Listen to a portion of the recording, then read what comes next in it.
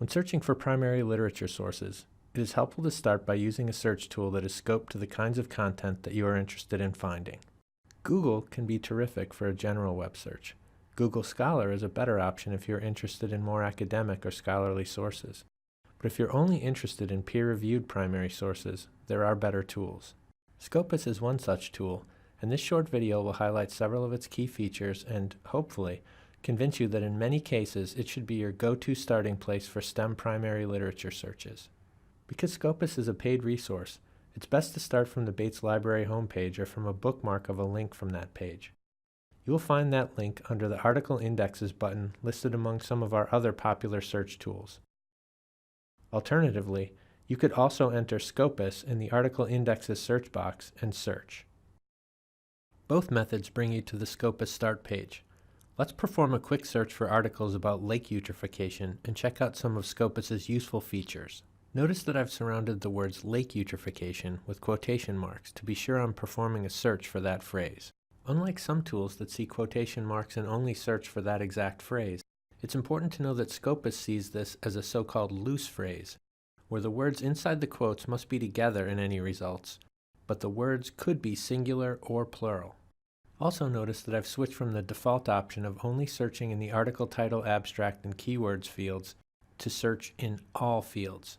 This allows us to search within the references of indexed articles and book chapters, and when starting a search, this can be helpful. The first thing to notice on our search results page is the number of results. On the day I performed the search, there were over 6,000 articles that contain the phrase lake eutrophication. In one sense, it's great that we have discovered so many articles. In a practical sense, though, we know that they are not all relevant to our interests, and we won't have time to look at them all. This is where Scopus is much more useful than Google or Google Scholar. Scopus gives us additional tools to work with the results from our initial search to get the articles in these results that are most relevant to us. Speaking of relevance, note that by default our search results are sorted by date, from newest to oldest. That might be okay because we are frequently interested in the newest information, but that's not always the case. For this search, let's sort our results by relevance. Note that there are many options for sorting, and it's good to keep these in mind. Next, let's look at the information provided for each result. As you would expect, each article contains a title, list of authors, year of publication, the source, and the number of times cited in the Scopus database. Also provided for each result is the option to view the abstract, a method to access the article or book chapter using the Bates link button, and an option to view the article's page at the publisher. There is also an option for looking at articles related to this article based on similar authors, keywords, or references. Note that when search terms appear in the abstract, they will be highlighted in yellow. The list of facets on the left-hand side of the search results page makes it simple to begin refining your results. From here, you can limit by publication year, which can be important if you want to limit to the newest results or get a sense of the history of a concept or idea. You can see which author names appear most frequently in your results. This can be very helpful in identifying some of the big players in a particular area of research. Scopus has also sorted these results by major subject area. This can be useful if you want a quick way to either include or exclude papers from certain areas. For example, if you are definitely interested in papers dealing with biological aspects of lake eutrophication, you might limit your results to only include the 2,600 listed in the agriculture and biological sciences area. The document type facet can be incredibly useful. In this search, you'll notice that the vast majority of sources are journal articles. However, sometimes you are interested in the wider perspective that frequently comes from a book or book chapter, and it's easy to select that here. It is also very useful to be able to select only review articles, in which an author or group of authors has published what they consider to be the most comprehensive review of what is known about a particular topic or field of research. A review article typically does a lot of the literature review work for you, and also concisely defines the state of an area of research in a single paper. Limiting by keyword is useful because these are an aggregate of the keywords that the authors of the papers in your results chose to include in the descriptions of their own work.